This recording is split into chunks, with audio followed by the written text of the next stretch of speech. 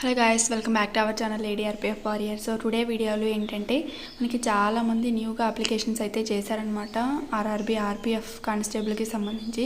So first time రాస్తున్న వాళ్ళు కానీ లేకపోతే అసలు కంప్యూటర్ బేస్డ్ ఎగ్జామ్ మీద అవేర్నెస్ లేని వాళ్ళు ఈ వీడియో అయితే చూడండి గాయస్. ఎగ్జామ్ ఎలా అటెంప్ట్ చేయాలి అండ్ తెలుగులో ఇంగ్లీష్లో ఎలా మార్చుకోవాలి అనేది కంప్లీట్ ఓవరాల్ ఇన్ఫర్మేషన్ అయితే ఈ వీడియోలో మీకు చూపిస్తాను. సో దట్ వీడియోని ఎక్కడ కూడా స్కిప్ చేయకుండా చూడండి. తెలిసిన వాళ్ళు కూడా ఒకసారి స్కిప్ చేయకుండా చూసినట్లయితే మీకు మళ్ళీ ఒకసారి రీకాల్ చేసుకున్నట్లయితే ఉంటుందన్నమాట ఎగ్జామ్ ప్యాటర్న్ ఎలా ఉంటుంది అనేసి. సో ఈ విధంగా మనకి 17 జోన్స్లో ఆర్ఆర్బీ జోన్స్లో ఏ జోన్స్లోకి మీకు వెళ్ళి లాగిన్ అయితే అవ్వచ్చు. నేనైతే ఆర్ఆర్బీ చండీగఢ్ అయితే తీసుకున్నాను. సో ఈ విధంగా వెబ్సైట్లోకి వెళ్ళి లాగిన్ అవ్వగానే ఈ విధంగా పేజ్ అనేది మనకి ఓపెన్ అవుతుందన్నమాట. సో ఇక్కడ చూసారు కదా మనకి డిఫరెంట్ మనకి ఆర్ఆర్బీ ఆర్పిఎఫ్ గురించి కానీ ఏఎల్పి గురించి కానీ ఏవైతే రిలీజ్ చేశారో అవన్నీ అఫీషియల్ వెబ్సైట్స్ ఇక్కడైతే చూపిస్తుంది అనమాట. ఇక్కడ మనకి ఫస్ట్లో వచ్చేసరికి ఉంది చూసారు కదా 5/2, 2025లో మనకి ఆర్పిఎఫ్ కానిస్టేబుల్కి సంబంధించి ఒక అప్డేట్ అయితే ఇచ్చారు, మాక్ టెస్ట్ ఎలా రాయాలి అంటని. సో దానిపైన కనుక క్లిక్ చేసినట్లయితే మీకు పేజ్ ఈ విధంగా అయితే ఓపెన్ అవుతుందన్నమాట. సో ఇది వచ్చేసరికి మీరు మీ ఎగ్జామ్ హాల్లో ఎగ్జామ్ రాస్తున్న ఇంటర్ఫేస్ అనమాట. మీరు ఫస్ట్ ఆఫ్ ఆల్ ఏంటంటే మనం ఎగ్జామ్ సెంటర్కి వెళ్ళగానే మన యొక్క తంబ్ ఇంప్రెషన్స్ అండ్ మన యొక్క ఐరిస్ అనేది తీసుకున్న తర్వాత మనకి ఒక కంప్యూటర్ అనేది అలాట్ చేస్తారనమాట. అదే మనకి ఎగ్జామ్ హాల్ టికెట్ నెంబర్ అన్నట్టు. సో అంటే మన ఎగ్జామ్ హాల్ టికెట్ నెంబర్ తీసుకొని మనకు ఒక సిస్టమ్ని అలాట్ చేస్తారు. ఆ సిస్టమ్ నెంబర్ వచ్చేసరికి ఇదనమాట. సో వాళ్ళు చెప్పిన నెంబర్ ఇక్కడైతే ఉంటుంది. సి అంటే కంప్యూటర్ అని 001 అనేది మీ యొక్క కంప్యూటర్ నెంబర్ అనమాట. అండ్ రైట్ సైడ్ పైన కార్నర్లో మీ యొక్క పేరు కనిపిస్తుంది.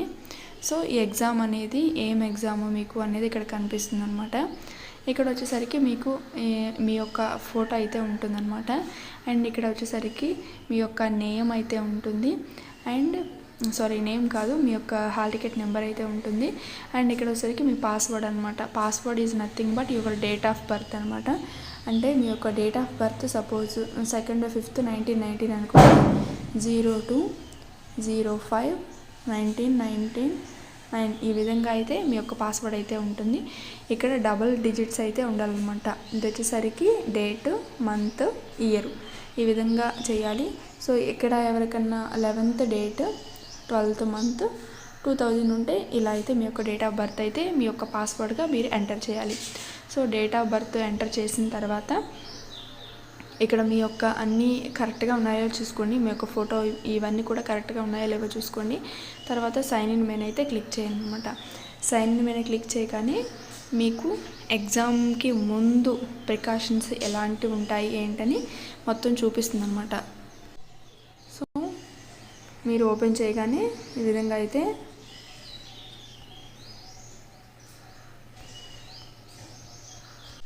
ఈ విధంగా ఒక పేజ్ అయితే మీకు ఓపెన్ అవుతుందన్నమాట.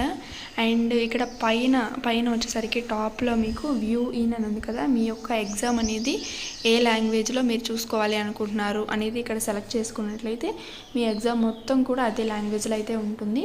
సో మీరు ఏదన్నా కావాలి అనుకుంటే ఇక్కడ మీరు లాంగ్వేజ్ని అయితే చూస్ చేసుకోవచ్చు. సపోజ్ నేను ఇక్కడ ఇంగ్లీష్ కానీ తెలుగు కానీ సెలెక్ట్ చేసుకుందాం. ఇంగ్లీష్ అయితే సెలెక్ట్ చేసుకుందాం.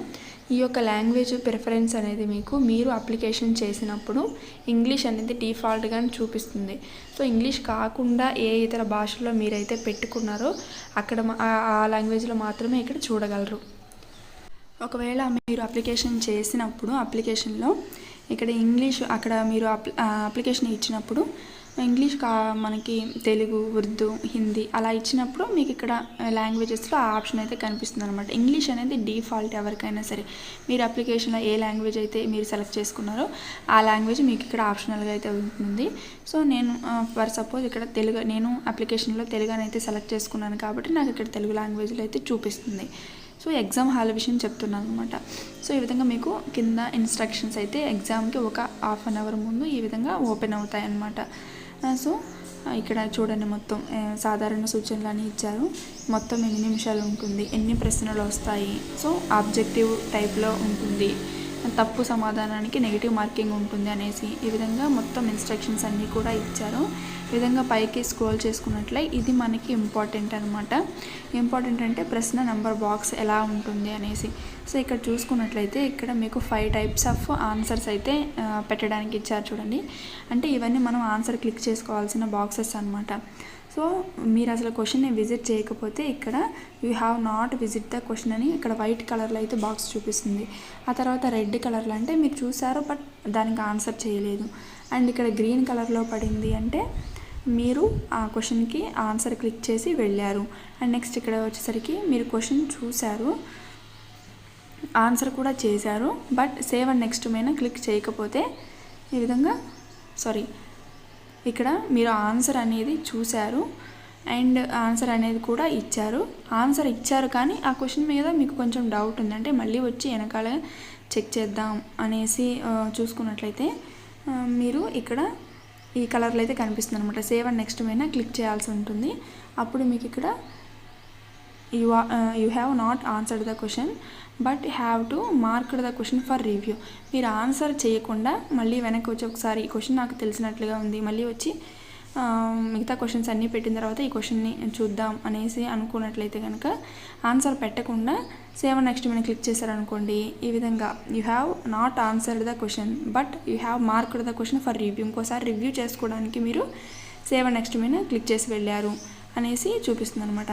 అండ్ ఇక్కడికి వచ్చేసరికి ఏంటంటే యూ హ్యావ్ ఆన్సర్, మీరు ఆన్సర్ చేశారు బట్ ఆ క్వశ్చన్ మీకు కొంచెం అటు ఇటు డౌట్గా ఉంది అని ఆన్సర్ చేసి మార్క్ ఫర్ రివ్యూ మీద క్లిక్ చేసినట్లయితే మీకు ఈ విధంగా అయితే కనిపిస్తుంది అనమాట. సో ఈ విధంగా ఓవరాల్గా మనకి ఎగ్జామ్ అయితే ఉంటుంది. మనకి 1/3 నెగిటివ్ అయితే ఉంటుందండి ఎగ్జామ్లో. సో జాగ్రత్తగా ఆన్సర్ అనేది చూసి చేయండి. ఇంకా ఇక్కడ లాంగ్వేజ్ అండ్ మొత్తం ఇన్స్ట్రక్షన్స్ అన్నీ చూసుకున్న తర్వాత ఇక్కడ నెక్స్ట్ పైన క్లిక్ చేయడమే. నెక్స్ట్ పైన క్లిక్ చేసినట్లయితే ఇక్కడ ఒక మీకు చెక్ బాక్స్ అయితే కనిపిస్తుంది అనమాట.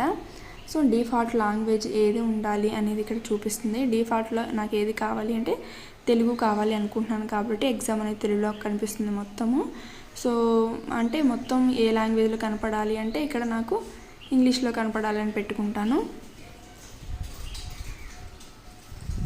డిఫాల్ట్ అంటే ప్రశ్న పత్రం మొత్తం కూడా తెలుగులో వస్తుంది. ఇక్కడ మీకు మీరు ఏదైనా ఆన్సర్ చూసుకోవాలి అనుకుంటే ఈ ఇంగ్లీష్ లాంగ్వేజ్లోకి మార్చుకొని చూసుకోవచ్చు. అండ్ నెక్స్ట్ వచ్చేసరికి ఇక్కడ చెక్ బాక్స్ అనేది ఒకటి ఇస్తారనమాట ఇన్స్ట్రక్షన్స్. దాని మీద క్లిక్ చేసి ఐఎమ్ రెడీ టు బిగిన్ మీద క్లిక్ చేసినట్టయితే ఎగ్జామ్ అనేది మీకు ముందుకు పాస్ అవుతుందన్నమాట. సో ఇక మనకి ఎగ్జామ్ అనేది స్టార్ట్ అయిపోయిందనమాట. ఇక్కడ వచ్చేసరికి మనకి టైం లిమిట్ 1.5 hours కదా, ఇక్కడ మొత్తం కూడా కనిపిస్తుంది టైం మినిట్ ఎంత ఉందనేసి. అండ్ ఇక్కడ టాప్లో వచ్చేసరికి చూడండి, లెఫ్ట్ హ్యాండ్ సైడ్ టాప్లో వచ్చేసరికి ఇక్కడ మనకి సెక్షన్స్ అయితే కనిపిస్తాయి అనమాట. Arithmetic, intelligence and general awareness అనేసి. సో మీరు ఏ సెక్షన్ కావాలంటే ఆ సెక్షన్ పైన ఇలా క్లిక్ చేసినట్లయితే ఈ విధంగా వస్తుంది కాబట్టి అక్కడి నుంచి మీరు మీ యొక్క సెక్షన్ కూడా క్లిక్ చేసుకోవచ్చు అనమాట. అండ్ నెక్స్ట్ కింద చూసుకున్నట్లయితే ఇవన్నీ వచ్చేసరికి మీకు క్వశ్చన్స్ అనమాట. First question, second question, third question. మీరు ఏదైనా మూవ్ చేయలేకపోతే జస్ట్ క్వశ్చన్ మీద ఇలా క్లిక్ చేసినా సరే మీకు ఆ క్వశ్చన్లోకి అయితే తీసుకువెళ్తుంది కాబట్టి ఈ విధంగా అయితే చూసుకోండి. సో ఇప్పుడు మీరు క్వశ్చన్ ఎలా అటెంప్ట్ చేయాలో చూపిస్తాను చూడండి. సో ఇక్కడ చూడండి ఒకసారి, భారతదేశపు స్టాట్యూ ఆఫ్ యూనిటీ అనేది దేని ప్రక్కన ఉంది అంటే మనకి సర్దార్ సరోవర్ డ్యామ్ పక్కన అయితే ఉంది కదా. నేను ఆన్సర్ క్లిక్ చేసుకున్నాను కాబట్టి సేవ్ అండ్ నెక్స్ట్ పైన అయితే క్లిక్ చేస్తున్నాను. సో నెక్స్ట్ వచ్చేసరికి నిఫా వైరస్ అనేది ఏమిటి అంటే ఒక వైరస్ అనమాట. సో ఒక వైరస్ కాబట్టి దానిపైన అయితే క్లిక్ చేస్తున్నాను. సేవ్ అండ్ నెక్స్ట్ పైన క్లిక్ చేస్తే మన ఆన్సర్ అనేది సేవ్ అవుతుంది. నెక్స్ట్ ప్లాసీ యుద్ధం ఎప్పుడు జరిగింది అంటే 1757 అనమాట. సో సేవ్ అండ్ నెక్స్ట్ పైన క్లిక్ చేస్తున్నాను. తర్వాత కంప్యూటర్ డొమైన్లో CPU యొక్క క్లుప్తీకరణ అంటే CPU యొక్క ఫుల్ ఫామ్ ఏమిటి అంటే మనకి central processing unit. So save and next పైన క్లిక్ చేస్తున్నాను. నెక్స్ట్ భారత రాజ్యాంగంలో అత్యవసర నిబంధనను ఏ ఆర్టికల్లో ఇవ్వబడిందంటే ఆర్టికల్ 352 నుంచి 360 వరకు మనకి అత్యవసర నిబంధన అయితే ఉంటుందన్నమాట. సో ఈ విధంగా క్వశ్చన్స్ అనేవి సేవ్ అండ్ నెక్స్ట్ పైన క్లిక్ చేస్తే మాత్రమే. సేవ్ అండ్ నెక్స్ట్ అంటే ఇక్కడ మీకు ఇక్కడ ఉంటుంది చూడండి, ఇదనమాట. సేవ్ అండ్ నెక్స్ట్ పైన క్లిక్ చేస్తే మీకు ఆన్సర్ అనేది సేవ్ అవుతుంది. ఒకవేళ ఇప్పుడు ట్యునీషియా దేశం ఏ ఖండంలో ఉంది, సో ఇది మీకు తెలుసు బట్ దానికి కొంచెం డౌట్ ఉంది ఆన్సర్ అనుకుంటే మార్క్ ఫర్ రివ్యూ ఇచ్చుకోండి. చూసారు కదా ఇక్కడ టాప్లో అయితే చూడండి మీరు ఆన్సర్ చేసిన దానికి ఈ విధంగా గ్రీన్ కలర్లో అయితే చూపిస్తుంది. మీరు ఆన్సర్ చేయకుండా ఒకసారి డౌట్ ఉంది మళ్ళీ వచ్చి చూసుకుందాం అనుకున్న దానికి ఈ కలర్లో అయితే చూపిస్తుంది అనమాట. దీని ద్వారా ఏంటంటే మీరు తొందరగా వెళ్ళి మీకు ఆ డౌట్ ఉన్న క్వశ్చన్ని వితిన్ టైం మినిట్ లోపు వెళ్ళి ఆన్సర్ చేయడానికి అవకాశం అయితే ఉంటుంది. అండ్ క్వశ్చన్ చూశాను బట్ విజిట్ చేయలేదు అన్నదానికి ఈ విధంగా రెడ్ కలర్ అయితే చూపిస్తుంది అనమాట. అండ్ నెక్స్ట్ వచ్చేసరికి ఇప్పుడు 8th క్వశ్చన్ నేను చూడట్లేదు, 9th క్వశ్చన్కి వెళ్తున్నాను. 8th క్వశ్చన్ చూడలేదు కాబట్టి అది చూడండి వైట్ కలర్లోనే ఉండిపోయింది. అసలు విజిట్ చేయలేదు కాబట్టి వైట్ కలర్లోనే ఉండిపోయింది. సో 9th చేశాను బట్ నేను ఆన్సర్ చేయకుండా 10th క్వశ్చన్కి వెళ్తున్నాను కాబట్టి 9th క్వశ్చన్ అనేది రెడ్ కలర్లో అయితే చూపిస్తుంది అనమాట ఇక్కడ టాప్లో.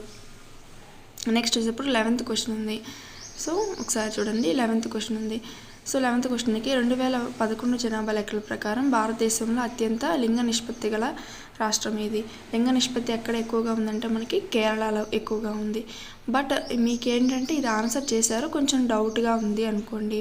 సో ఆన్సర్ చేసి మార్క్ ఫర్ రివ్యూ పైన ఇచ్చారనుకోండి ఈ విధంగా మీకు కలర్ అనేది ఈ విధంగా అయితే కలర్ అయితే ఈ విధంగా చూపిస్తుంది చూడండి. వైలెట్ కలర్లో వస్తుంది బట్ కింద ఆన్సర్ చేశారు కానీ ఒకసారి మీరు రివ్యూ చేసుకోవాలి అనుకుంటున్నారు కాబట్టి ఈ కలర్లో కింద ఆప్షన్ అయితే కనిపిస్తుంది అనమాట. సో ఈ విధంగా ఆన్సర్ చేసే విధానం అనమాట. మీ ఎగ్జామ్ మొత్తం అయిపోయిన తర్వాత ఆటోమేటిక్గా అదే సబ్మిషన్ అయితే తీసుకుంటుంది, నో ప్రాబ్లం. ఒకవేళ మీరు పెట్టిన ఆన్సర్ వద్దు అనుకుంటే కనుక ఇక్కడ చూడండి, ఇక్కడ క్లియర్ రెస్పాన్స్ అనేది ఉంది. ఇక్కడ తీసేస్తే మీ యొక్క పెట్టిన ఆప్షన్ యొక్క రెస్పాన్స్ అనేది పోతుంది అనమాట, ఆన్సర్ అనేది డిలీట్ అయిపోతుంది. నెక్స్ట్ వచ్చరికి ప్రీవియస్ అంటే నెక్స్ట్ ప్రీవియస్లో క్వశ్చన్కి వెళ్ళాలనుకుంటే ఈ విధంగా, లేకపోతే జస్ట్ మీరు ఇట్లా క్వశ్చన్ పైన ట్యాప్ చేసినా సరే మీకు ఏ క్వశ్చన్ కావాలంటే ఆ క్వశ్చన్ పైన కూడా మీరు డైరెక్ట్గా వెళ్ళిపోవచ్చు అనమాట. ప్రస్తుతం ఇక్కడ ఫోన్లో కాబట్టి అయితే చూపెట్టలేదు. అదే మీ యొక్క ఎగ్జామ్ హాల్ అయితే మీకు రైట్ సైడ్ పైన ఈ మధ్యలో మీకు కనిపిస్తుంది అనమాట. ఆ పర్టికులర్ క్వశ్చన్ని ఏ లాంగ్వేజ్లో కావాలంటే ఆ లాంగ్వేజ్లోకి మీకు మార్చుకొని చూసుకోవచ్చు అనమాట. సో ఓవరాల్ ఎగ్జామ్ అయితే ఈ విధంగా ఉంటుందండి. ఎవరు కూడా భయపడవద్దు. సో టెన్షన్ వల్లే చాలా క్వశ్చన్స్ మనం లాస్ అవుతాము. అది తెలిసిన క్వశ్చన్ అయినా సరే మనం ఆప్షన్ పెట్టకుండా అయితే వచ్చేస్తాం అనమాట. అండ్ టైం కూడా చాలా కన్జ్యూమ్ అయితే అయిపోతుంది బికాజ్ ఆఫ్ మీరు టెన్షన్ పడటం వల్ల. తెలిసిన క్వశ్చన్ కూడా చాలా సిల్లీ క్వశ్చన్స్ కూడా మీరు వదిలేసి రావాల్సి అయితే వస్తుంది. కాబట్టి ఎగ్జామ్ హాల్కి కొంచెం ముందుగానే ఒక 1.5 అవర్ 1 అవర్ ముందే వెళ్ళినట్లయితే ఆ యొక్క ఎగ్జామ్ యొక్క వాతావరణాన్ని కానీ రూమ్ యొక్క వాతావరణాన్ని బాగా అలవాటు చేసుకుంటారు. తద్వారా ఎగ్జామ్ పైన అంత టెన్షన్ అయితే ఉండదన్నమాట. సో అథమెటిక్ అండ్ రీజనింగ్ అనేది ఎలా అటెంప్ట్ చేయాలి and A question A section ముందు అటెంప్ట్ చేయాలి అనేది నేను డీటెయిల్గా వేరొక వీడియోలో అయితే ఎక్స్ప్లెయిన్ చేస్తాను. సో ఇప్పటిదాకా వాచ్ చేసిన థ్యాంక్ యూ సో మచ్ అండి. అందరికీ కూడా ఆల్ ద బెస్ట్. ఎగ్జామ్ బాగా రాయండి.